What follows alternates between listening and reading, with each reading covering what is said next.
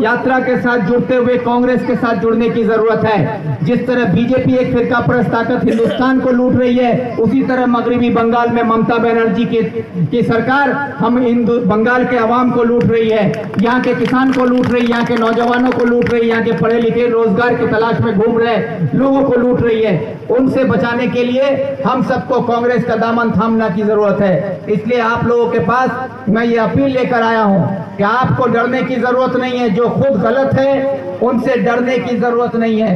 तृणमूल गलत है और गलत से अगर आप डरते हैं तो ये सबसे बड़ी गलती आप करते हैं। इसलिए आपको घबराने की जरूरत नहीं कि किसकी हुकूमत है, कौन यहाँ का नेता है, कौन यहाँ का प्रधान है, कौन यहाँ का मुखिया है, उससे घबराने की जरूरत नहीं। आवाम से बड़ा कोई ताकत नहीं है और आप ही हैं जो यहाँ की सरकार भी बनाते हैं, राज्य की सरकार भी बनाते हैं, दिल्ली की सरकार भी बनाते हैं। इसलिए मैं आप सबसे अपील करता हूँ कि आप लोग एकजुट होकर कांग्रेस का दामन थामिए, कांग्रेस में मेरे साथ आइए। आप लोगों को मैं यकीन दिलाता हूं कि ये वही सरजमीन है ग्वालपोखर की, जिस सरजमीन ने विक्टर को एक नई पहचान दी थी सियासत में। और आप लोगों के इस दुआ से विक्टर आपके यहाँ के ग्वालपोखर के सड़कों से होते हुए बंगाल के सदन तक पहुंचा था और आपके गांव की, आपकी माँ बहनों की, मजलूम लोगों की आवाज बनकर आपके सड़क से लेकर सदन तक गूंजते हुए आज मगरबी बंगाल का नेता बन चुका है।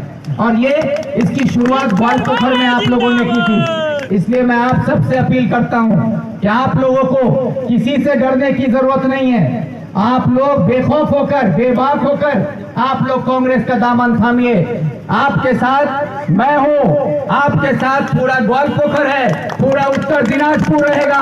एक मंत्री है यहाँ पर, उससे डरने की जरूरत नहीं है। कोई एक प्रधान से डरने की जरूरत नहीं है। जो मंत्री खुद ममता बनर्जी की चमचागिरी करते हुए इलाके की बात करते, उस मंत्री से डरने की जरूरत नहीं है। क्योंकि हम लोगों ने देखा है कि जिस दिन रायगंज में ममता बनर्जी ने हमारे इस इलाके के सबसे अजीम सियासतदान और सबसे बुजुर्ग सियासतदान जनाब अब्दुल करीम चौधरी साहब ने हमारे हक की बात की थी, इलाके के हक की बात की थी, आपके लिए बोला था कि इस्लामपुर सब डिवीजन को इस्लामपुर जिला बनाया जाए। तो उस वक्त ममता बनर्जी ने जिस तरह से उनको धुतकारा था, उनको बेइज्जती की थी, उनके साथ बदसलूकी की थी, उस वक्त जिम्मेदारी बनती थी कि रब्बानी, गुलाम रब्बानी करीम चौधरी के साथ खड़ा होकर ये कहता कि आप मेरे जिला के सबसे बुजुर्ग एमएलए की बेइज्जती कर रही हैं और वो हमारे लिए बोल रहा है, तो आपको उसकी बात सुननी होगी। आप उसको बेइज्जत नहीं कर सकती हैं, ये कम से कम कहना चाहिए था। लेकिन हम